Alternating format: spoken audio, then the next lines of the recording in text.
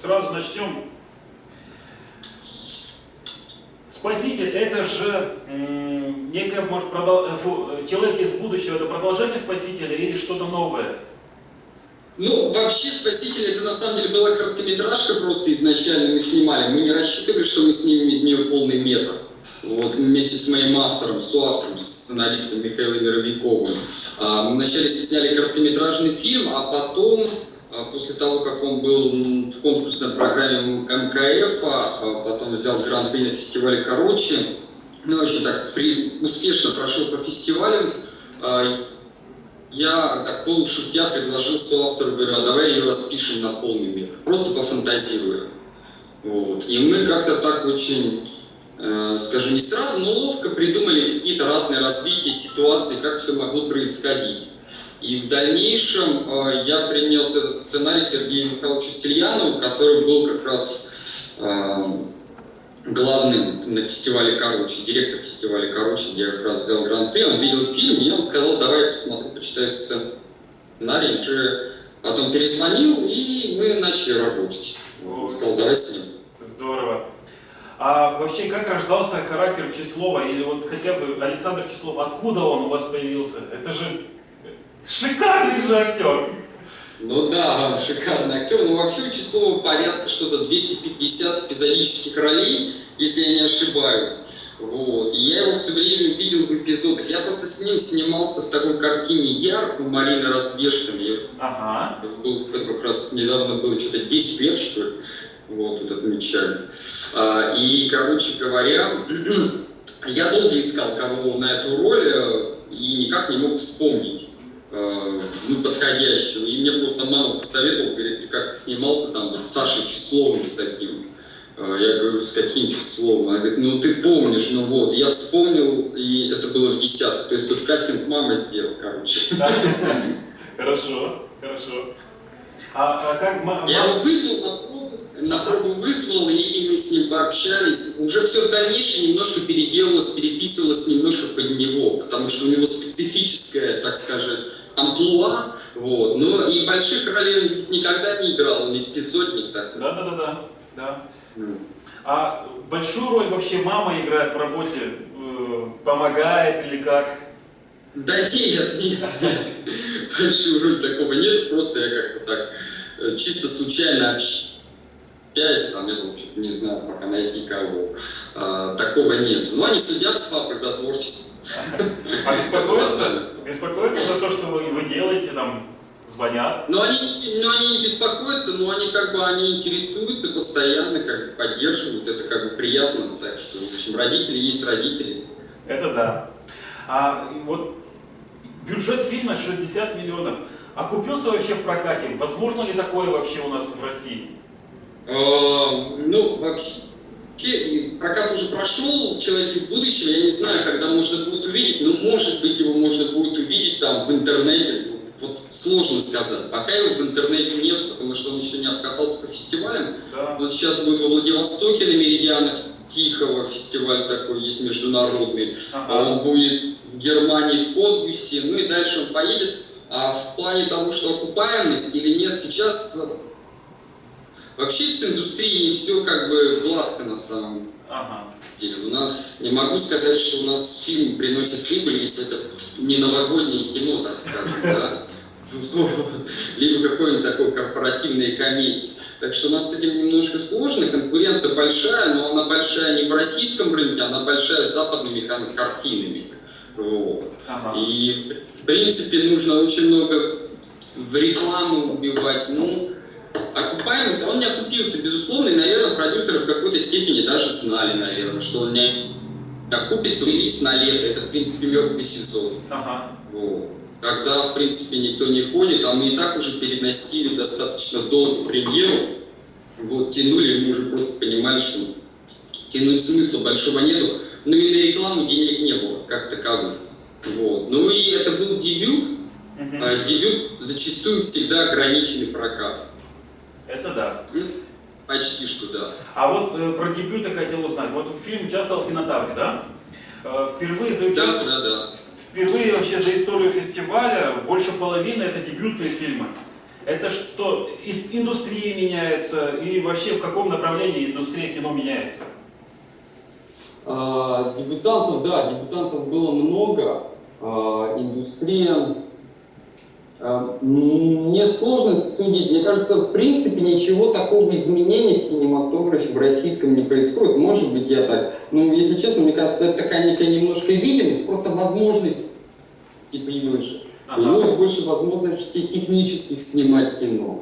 Появилось больше фестивалей, появилось больше, мне кажется, на мой взгляд, технологических возможностей и платформ для реализации своего проекта. Сейчас можно, в принципе, снимать там чуть ли не на фотоаппарат. Да, но я вот сейчас вот так говорю, технологически. Есть интернет-платформы, где можно размещать. С коротким метром, мне кажется, гораздо проще. Вот если ты снимаешь полнометражную картину, вот донести ее до зрителя максимально, это, конечно, сложнее. Вот. А то, что касается дебютантов, много было дебютов, это да, это так. С чем это связано? Точно не могу сказать. Ну просто вот так получилось в этом году, мне кажется. Ну тогда вот, наверное, к вам вопрос.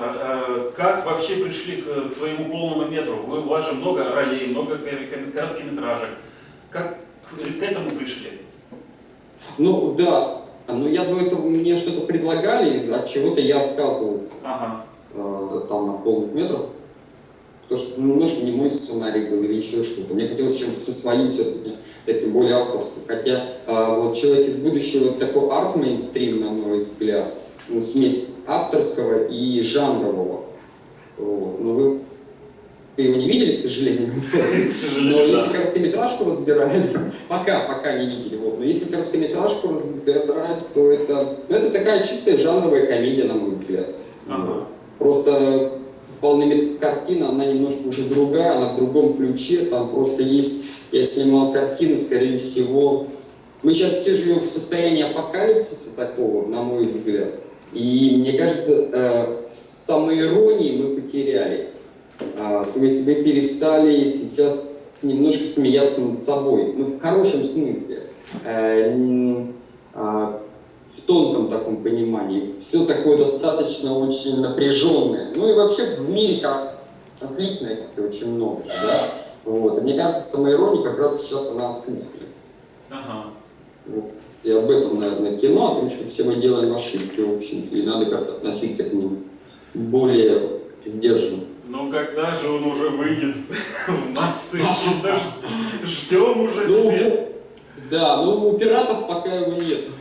Кстати, вот пираты. Очень же много кино как-то продвигается за счет пиратства. Вот «Человек с земли», я знаю, фильм очень хороший такой когда-то был. Что это вообще для вас? Это слава, либо деньги? Пираты же тоже, Голливуд тоже продвигают? Ну, наверное, да, но они, скорее всего, я не думаю, что они продвигают, они просто расширяют платформу, да, тебе дают. Вот. Но здесь просто, наверное, еще тот момент, что это тоже от компании зависит, умение держать картину, наверное, при себе. Вот. Скорее всего, так. В данной ситуации не знаю, скорее всего, да. Так, ну и не так уж часто, кстати, пиратские фильмы можно увидеть все-таки. И мало их смотрит кто. То есть в кинотеатре уже с камерами не снимают фактически. Если даже вот я уже не смотрю такие проекты. Которые от Гоблина там...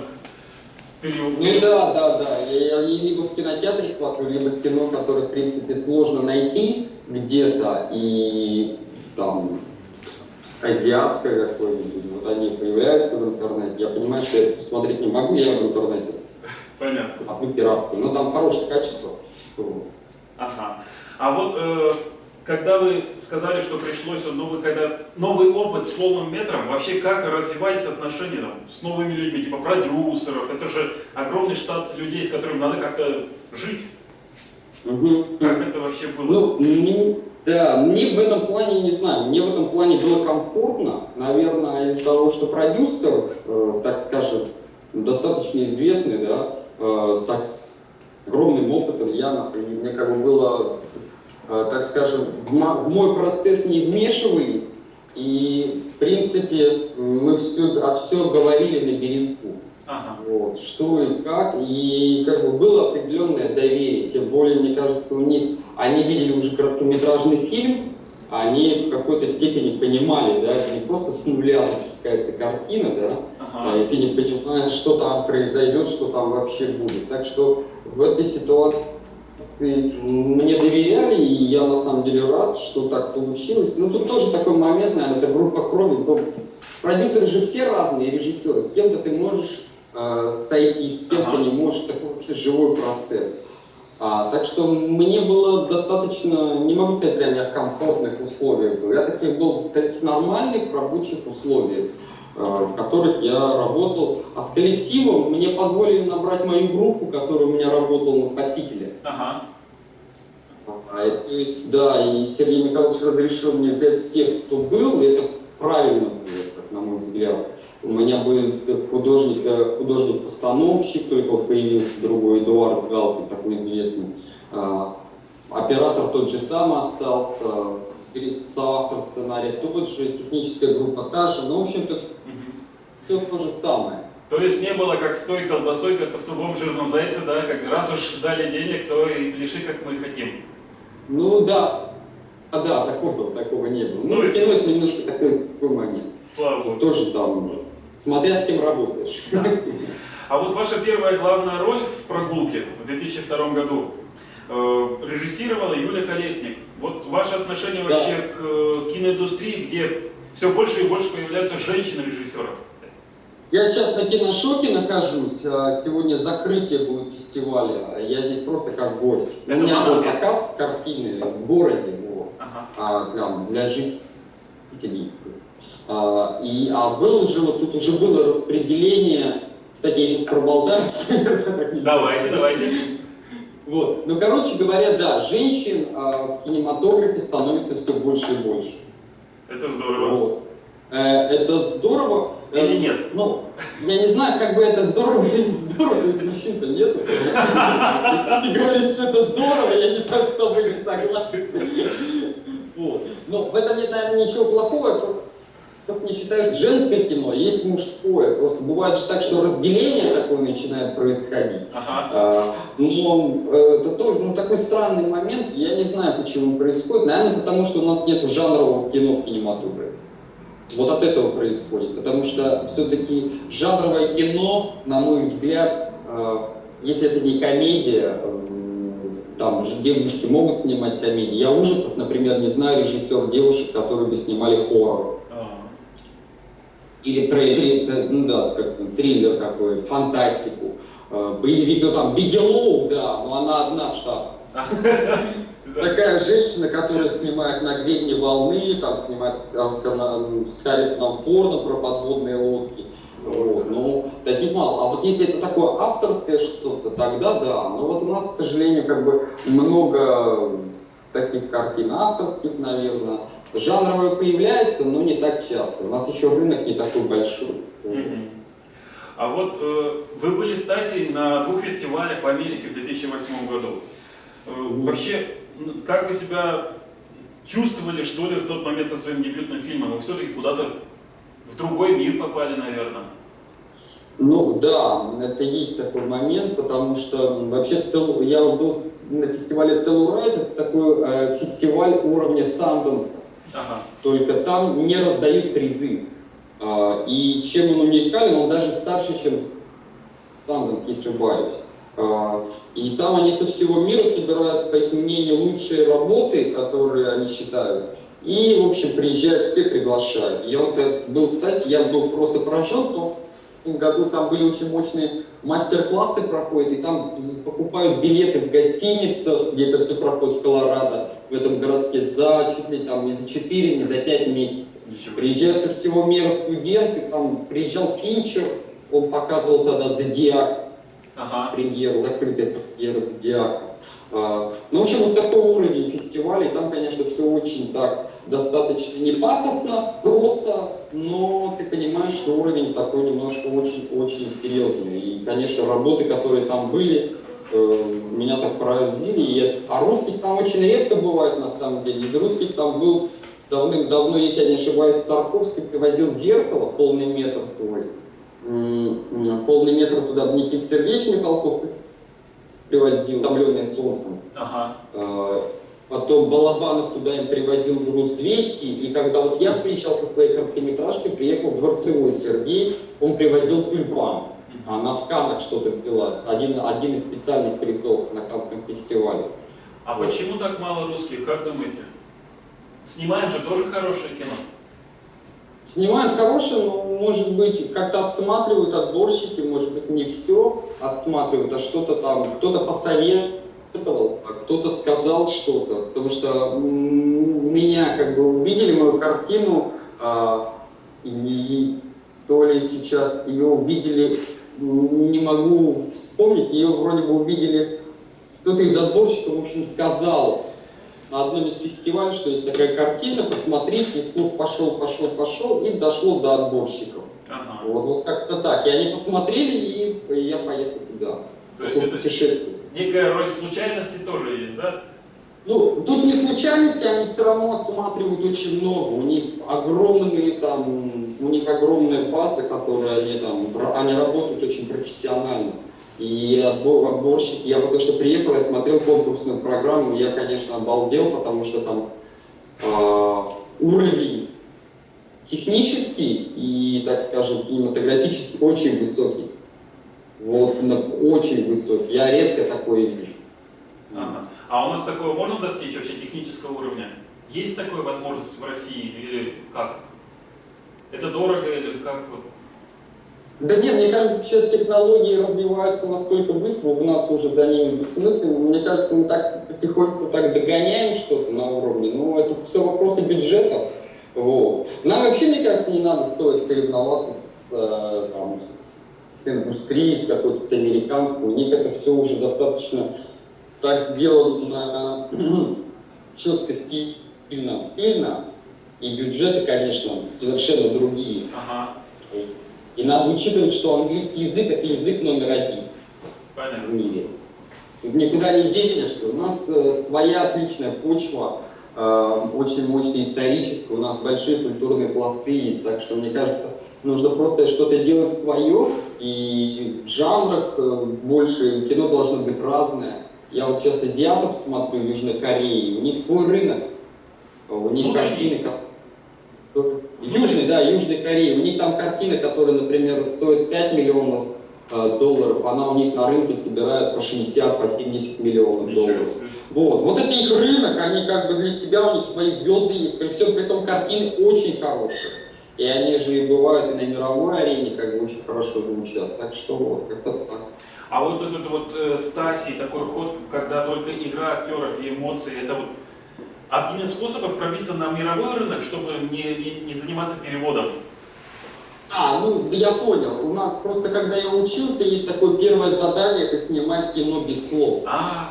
Понятно. Это самое сложное, на самом деле, задание, но я его снимал так, я решил к нему просто подойти серьезно, и я так с пленкой снимал, то есть у меня там экспедиция была, я придумал сценарий, то есть бывает так, что этюдник какой-то снимаю, мы так решили серьезно подойти, сняли это, и такой задачи не было, но в любом случае ее смотрели в райде, и как бы публика ее приняла очень хорошо, потому что барьера языкового не было. Но было круто. Субтитров читать не надо, то есть там все понятно без слов. В этом плане, конечно, там эффект был очень хороший, прямо потрясающий. Картина реально очень крутая. А вот да. Как вы добивались, чтобы актеры что ли так играли? У кого-то, например, есть из режиссеров там задание пробежать 200 метров. Что вы, как работаете вы с актерами? Чтобы они играли то, что вам надо? Вот это сложный момент. Вы сейчас про Тасю сказали. На самом деле, я же здесь с Тасей был, я победил с этой картиной на киношоке именно. Я взял приз иностранного жюри и приз наших продюсеров. И тут тоже как кто-то вспомнил про Тасю. Ее много кто смотрел. И из киношников тем более. И тоже как раз по этому поводу, по поводу актерской работы. Ее в Авгике там говорят пример по поводу работы с актерами. Я актер же по профессии, по первой. И в этом плане у меня есть как бы немножко... Я в выигрышной ситуации нахожусь, мне проще.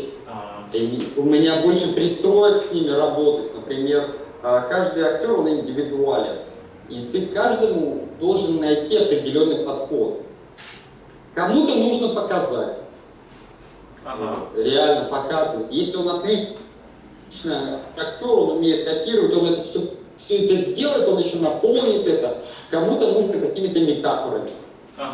Кому-то нужны какие-то физические действия на уровне того, что побегай, поджимайся, ноги в тазик с холодной водой, сейчас на крупники снимать. Иди вспотей, да? Да, то есть вариантов массы, и ты же знакомишься с актером, ты общаешься с ним, кого-то ты знаешь, я люблю вообще перевертыши. Это как? Делать. Вот, например, с Числовым то, что я делал, это в принципе перевертыш, потому что он же играл всегда таких маньяков, убийц или алкоголиков. А у меня в фильме уже в полнометражном, он абсолютно такая, там позитив полный. А второй главный герой у меня Саша Баширов. Да. Который играл там Груз 200 и все остальное, и у него там ВБС положительная роль. Когда его посмотрели, все просто обалдели от Саши. Как бы. Его в таком амплуа вообще никто. Я с ним разговаривал перед тем, как снимать, я говорю: Саш, вот ты своим внукам, у тебя что они будут смотреть? Груз 200, говорю? Эти картины больше ему показывают. Говорю: отличное кино, но хоть что-то такое доброе, позитивное, ну давай сделаем. В общем, вот как-то так, вот в этом плане. То есть старая команда, она вот у вас остается и работаете, да? Ну да, я работаю, да. Мне нравится актеров видоизменять, мне не нравится актеров как юзать в одном качестве. То есть мне неинтересно, если его постоянно эксплуатируют, такой эксплуатейшн, знаете, актерский, бывает такой. И он из фильма в фильм играет одно и то же. Он уже не играет, ему уже самому неинтересно это. Вот, он стачивается, на мой взгляд. Вот. А мне интересно делать какие-то перевертыши с актерами в этом плане. Это здорово, это просто немножко приподнимает план, на мой взгляд. У нас, к сожалению, время тихонечко заканчивается. Давайте такие вопросы более личные. Вот у вас на Фейсбуке очень много такой информации благотворительной. Это вот откуда вот такое вот желание что-то сделать? Причем желание такое экстремальное, например, регата-то. Это же не просто собачкам помочь, а на яхтах поплыть в какую-то регату, это же опасно. Ну да, есть такое. У меня просто есть ребята, которые занимаются благотворительностью, я им всячески помогаю. Я участвую в их мероприятиях, мы тоже там пиарим что-то. Там есть две организации. Одна организация «Бюро добрых дел», такая достаточно известная вообще благотворительная организация. Они собирают деньги для детей-отказников, от кого отказались на строительство, там такие гостиниц каких-то, когда они заканчивают, как это называется, детский дом, да, они должны пройти, как раньше в советские времена, пожить сами одни. Вот. И там для них такие специализированные гостиницы. Вот. Ну, чтобы они постепенно как бы учились сами. Вот. Другие тоже там, другие организации, вот вторая, там, Лана Бажан, которую она тоже делает, тоже там детям-сиротам помогают, там, финансово, тоже какие-то, в общем, ну, различные вещи. Каждый раз просто все время меняется, вот, для каждой благотворительной акции для определенной цели. Вот. И я в этом плане, они меня просят, и я уже, например, из Бюро добрых дел, мы там уже года, она уже очень достаточно давно, она лет 7, что ли, существует эта акция. И вот я вот постоянно с ними, кого-то из знакомых друзей прошу поучаствовать, потому что вот последний раз мы квартет И участвовал, они читку пьесы делали, в «Известия Холл», так, и много народу пришло, и ребята собрали очень много денег, так что вот как-то так. Ой, здорово. А почему у вас в деятельности, в работе, скажем, в соцсетях указано, что вы фрилансер? Это как-то связано с московской работой, что, ну, как бы творческий человек, он на одном месте не может работать?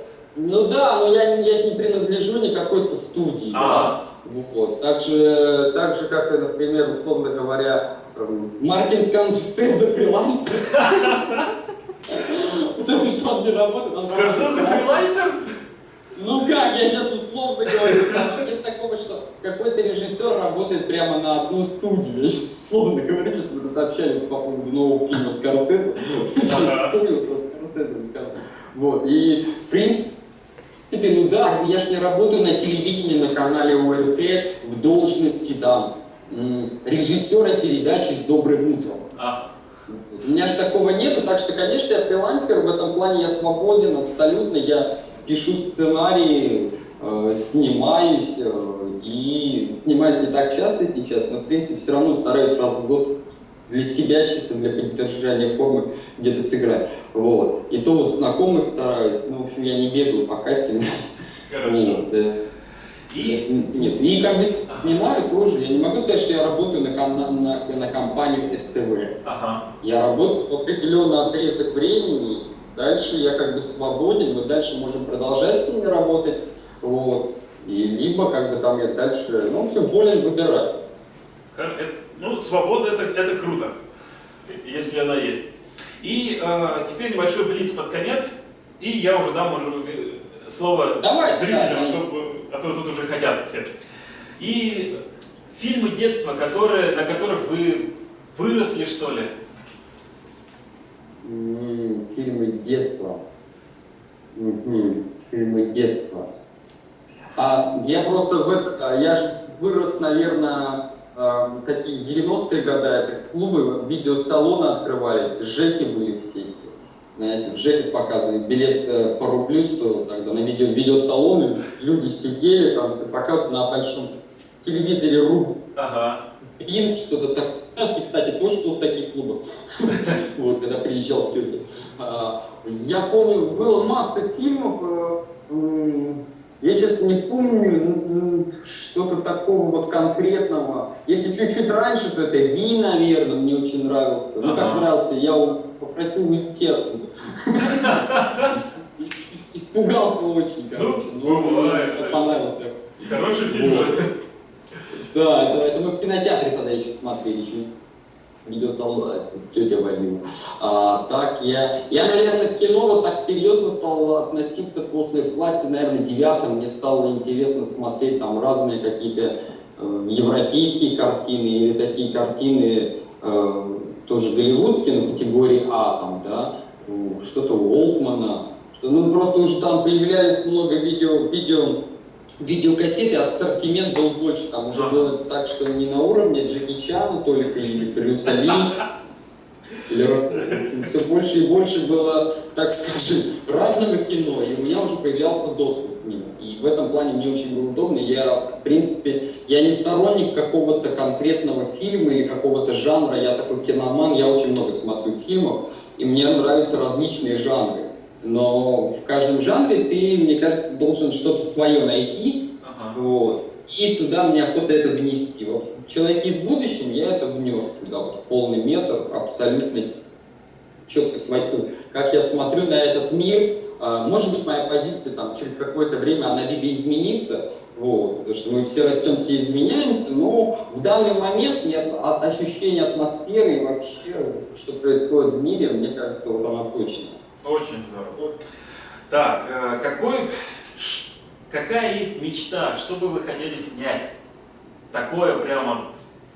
Или сейчас мечту осуществили уже с «Человеком из будущего»?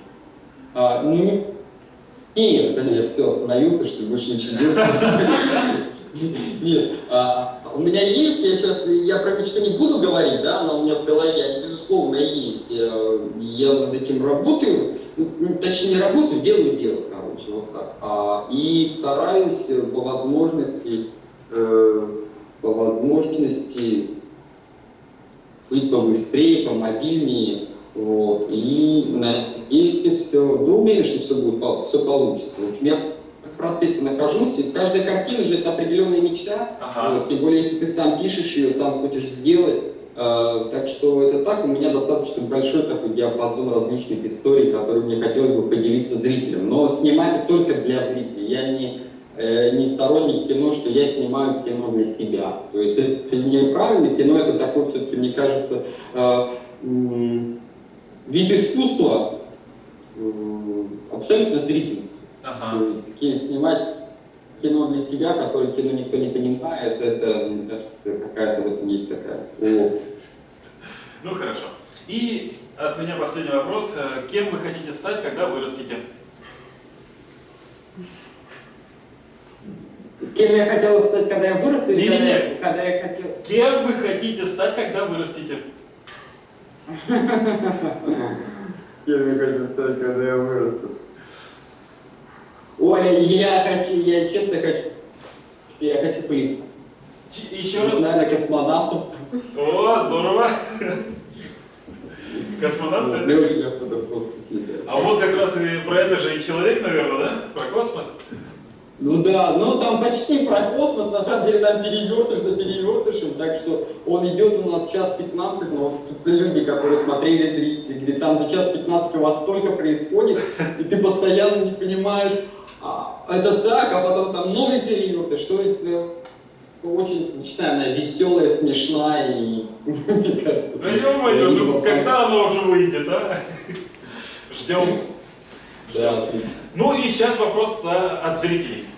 Давайте, ребят. Может, тогда поближе подойдете? А? Давайте. А сейчас попробуем. Ага, давайте. Здравствуйте. Да, приветствую. Меня Максим зовут. Я хотел спросить, вот сейчас очень много в Голливуде экранизируется каких-то, американских, других авторов. А вот очень много, например, фантастики в России. Просто отличные современные авторы, но вот ничего не экранизируется. То есть вот есть какие-то вот подвижки в эту сторону? Мне интересно. Да, я понимаю, о чем вы говорите. У нас, я думаю, у нас не так много, кстати, фантастики, на мой взгляд. У нас очень классических авторов. Вот. И я думаю, я сейчас как раз, вот вы сейчас прямо сказали, угадали то, что я сейчас как раз работаю над одним произведением, я его не буду называть, и вы его все знаете прекрасно. Вот. Известный очень автор. Вот. Он фантаст. Но он не только фантаст, но у него там были фантастические произведения. Вот. Я сейчас над этим работаю, потому что это такое обширное поле, мне кажется, для деятельности. Почему нету? Наверное, потому что это все очень бюджетно, это очень дорого. У меня был один сценарий на уровне, точнее, синопсиса расписан. И когда я разговаривал с продюсером, мы подписали контракт только на уровне синопсиса, о чем история. И когда я начал уже писать, работать, я себя в какой-то момент остановил и сказал, так, стоп, а бюджет-то какой будет? Потому что у меня там все серьезно. Я хожу к этому продюсеру, не буду фамилию называть, он очень известный, я его уважаю, все взаимно. И говорю, в общем, сколько? Он говорит, Ром, примерно столько. Я так говорю, так, у меня в синопсисе уже понятно, что столько не может стоить. В общем, я сказал, что я не могу написать эту историю в таком low-budget, потому что изначально там уже заложены другие вещи. То есть это не Гаттака, да, где-то как-то еще что-то сделать, или там все находится в одном месте, да, там как «Луна 2012» или какой-то там фильм, где все в одном месте. А там все очень достаточно масштабно. Дело в том, что да, это, наверное, скорее всего из-за финансов. Вот сейчас выйдет картина, например, Сельянов снимает, Сергей Михайлович, называется «Союз 8» или что-то такое. Фантастическая картина, она стоит порядка 400 миллионов, но это уже бюджет, это реальные деньги, это реально так все очень серьезно. Это рубли? Они знают, она должна в 2017 вроде выйти. 400 миллионов это рубли? А? Это рубли? Что? 400 миллионов это рубли? Не слышу. Так. Алло, слышно? Вот да. 400 миллионов это рубли? 400 миллионов рублей, да. Ну хоть так, ладно. Даже по голливудским меркам это, конечно, небольшие деньги, да, но там все тоже закрытое пространство. Вот. И я думаю, что если вопрос еще... Не всегда играет бюджет.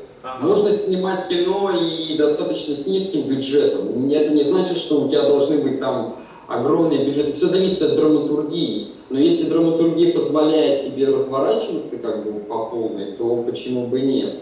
Вот. Но сейчас у нас выходят какие-то картины фантастические, что-то там, какие-то «Мстители», но я не любитель подобных картин, наших таких. Это немножко такая американская каль, которая мне так не особо близка, наверное.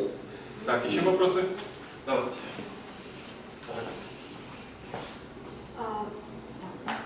Добрый вечер. Максим, я ответил, да, на твой вопрос? Да. Да, спасибо. Спасибо. Роман, добрый вечер. Надежда, мы с вами уже общались.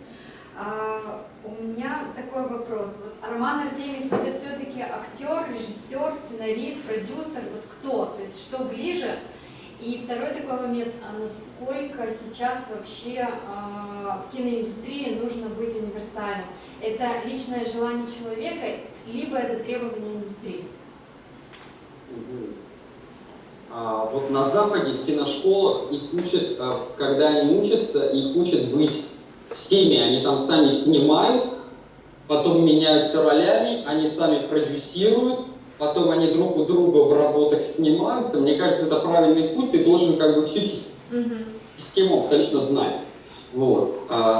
Роман Артемьев, я думаю, это все вместе. Мне просто все это нравится. Мне нравится писать, мне действительно нравится снимать, мне действительно нравится продюсировать и, так скажем, руководить. Я в этом плане как бы, чувствую себя достаточно комфортно. Хотелось бы просто, чтобы как бы всегда желаемое совпадало с действительностью. Да, это не всегда происходит, но как бы главное просто двигаться. Ну а в плане того, что универсальности, наверное, да. Режиссер должен быть универсальным. По крайней мере, он не должен быть универсальным, но, мне кажется, просто у него будет больше плюсов. Если режиссер пишет сам, это плюс.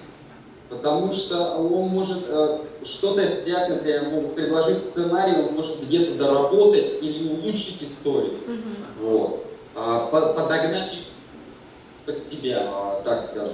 А если, например, опять же, актерское образование, но это тоже не панацея, что актер, режиссер, он будет хорошо работать с актерами. Я знаю массу примеров, когда актеры снимали, и они отвратительно работали с актерами. Вот. Это тоже все не факт. Мы знаем много замечательных примеров актерских, режиссеров, которые не занимались, не учились там на актера, но у них шикарно играют актеры. Да? Они тоже научились каким-то вещам, как донести что-то. Вот. Есть литература определенная по работе с актерами. У меня тут недавно молодой парнишка, режиссер, он привез короткометражный фильм, потом спросил, говорит: Роман, а есть какая-то литература вот по работе, потому что у меня большие проблемы с актерами работать. И я ему сказал: да, это Кшиштоф Киселев написал книгу замечательную, это вообще такая Библия, мне кажется, по актерской работе, как режиссером работать с актерами, это 6 актеров в поисках режиссера.